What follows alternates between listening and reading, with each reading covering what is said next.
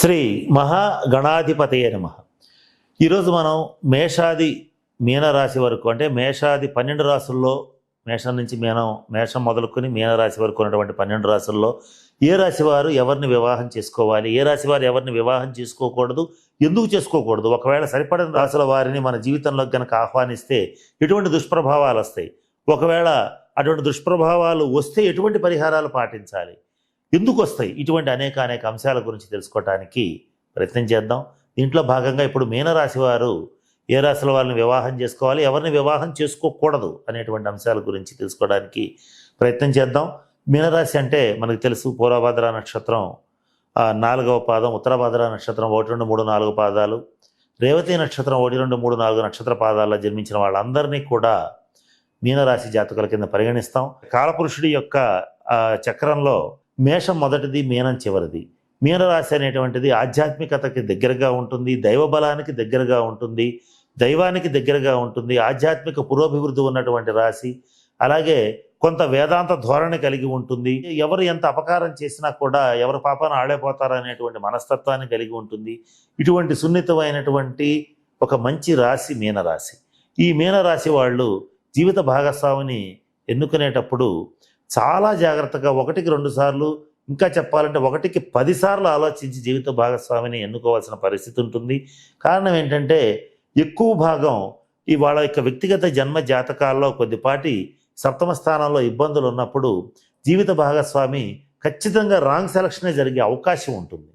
కనుక మీనరాశి వాళ్ళు 12 రాశుల్లో కల్లా ఈ వివాహపరమైనటువంటి కాంబినేషన్స్ చూసేటప్పుడు చాలా జాగ్రత్తగా అనేక రకాల పొంతనలు ఉంటాయి. ఇక్కడ మనం జాతకాలు చేసుకున్నామంటే మా జీవితాలు ఎట్లా ఉన్నాయని కొంతమంది బాధపడుతూ ఉంటారు. కాకపోతే ఆ చూసినటువంటి వ్యక్తులు ఎవరైతే ఉంటారో వాళ్ళు కొంచెం తారాబలం చూసి ఆ సంపత్తారైంది, సాధన తారైంది, ఇంకెందుకు కానివ్వండి చేసేసుకోండి అంటాం, తెలిసి తెలియక అలా చెప్పటం. అలాగే కాబట్టి ఇక్కడ పులి మేక అయినాయి, అలాగే పాము ముంగిస అయినాయి, ఒకవేళ ఇలా కాలేదు కాబట్టి చేసుకోవచ్చు అంటాం, 23 పాయింట్లు వచ్చినాయి అంటాం, గణాలు వచ్చినాయి, ఏదో ఒకటి చెప్తూ వాళ్ళకి ఏది వస్తే అది చెప్పి చేసేస్తుంటారు. అయినా సరే వాళ్ళకి అలా కాదు. వివాహ పొంతన అనేటువంటిది ఒక రాసుల కాంబినేషన్ ఒకటే కాదు, వ్యక్తిగత జన్మజాతక రీత్యా లగ్నాధిపతులు కలవాలి, సప్తమాధిపతుల యొక్క మైత్రి ఉండాలి, నక్షత్ర మైత్రి ఉండాలి, గ్రహాల మైత్రి ఉండాలి. ఇవన్నీ కాంబినేషన్స్ 21 రకాల పొంతనలు చూసిన తర్వాతనే వివాహం అనేటువంటిది ఎవరికి సూట్ అవుతారు అనేది చెప్పడం జరుగుతుంది. కేవలం వేళ్ల మీద లెక్కబెట్టి చెప్పడం అనేటువంటిది సమంజసం కాదు. తద్వారా కొంత ఇబ్బందికరమైనటువంటి పరిణామాల్లోకి అందరూ నెట్టివేయపడతారనేటువంటి ఉద్దేశంతో ఎవరిని వివాహం చేసుకోకూడదు అనేటువంటి అంశాన్ని ముందుగా అన్ని వీడియోల్లో అందరికీ తెలియచేయటం జరుగుతుంది. మీనరాశి వాళ్ళకి వాళ్ళ యొక్క మనస్తత్వం చెప్పాం. వీళ్ళ మనస్తత్వం ప్రకారం వీలైనంత వరకు మీనరాశి వాళ్ళు కొన్ని ప్రత్యేకమైన పరిస్థితుల్లో నక్షత్రం మారితే మీనరాశి వాళ్ళని కొంతమంది చేసుకోవచ్చు. అది కూడా ఈ కాంబినేషన్లో చేసుకునేటప్పుడు గమనించాల్సిన అంశం ఏంటంటే ఇద్దరు వ్యక్తిగత జన్మజాతకాలు పరిశీలించి సప్తమాధిపతులు, లగ్నాధిపతులు, వీళ్ళ యొక్క కాంబినేషన్స్, గ్రహాల యొక్క మైత్రి ఇవన్నీ బాగుంటే చేసుకోవచ్చు.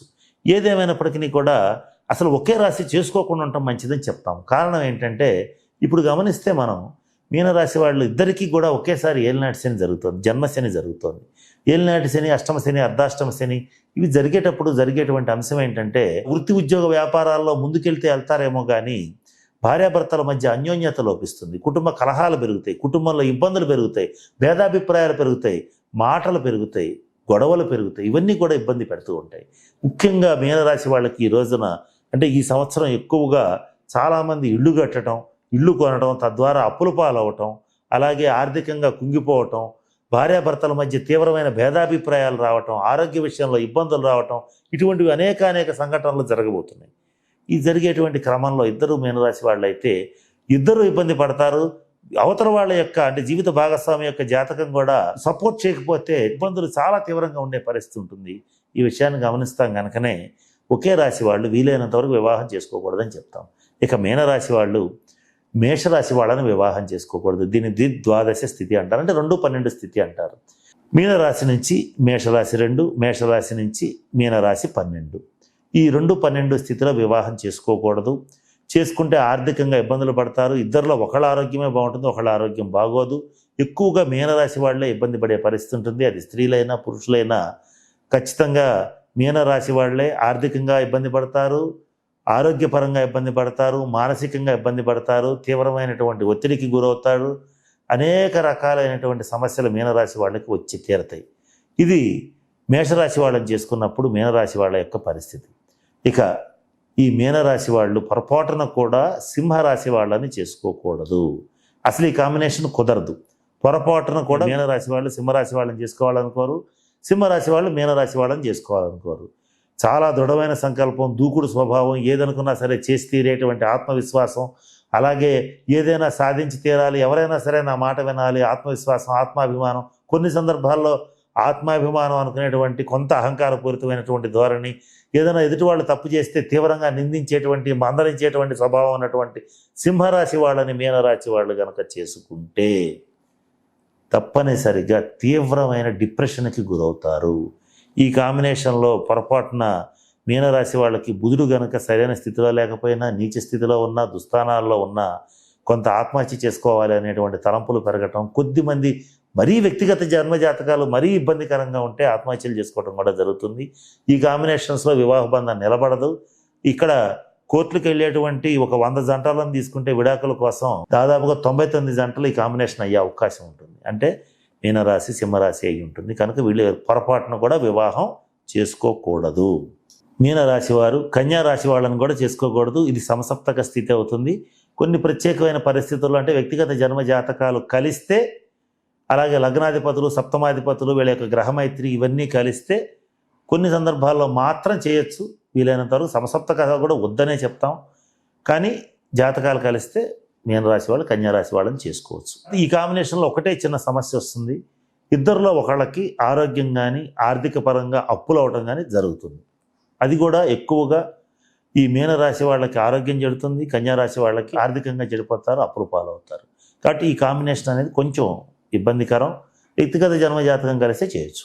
మీనరాశి వారు పొరపాటును కూడా తులారాశి వాళ్ళని వివాహం చేసుకోకూడదు. ఈ కాంబినేషన్లో ఇద్దరిలో ఒకళ్ళకే ఆరోగ్యం బాగుంటుంది, ఒకళ్ళకి ఆరోగ్యం బాగోదు, ఒకళ్ళకి ఖచ్చితంగా సర్జరీస్ జరుగుతాయి.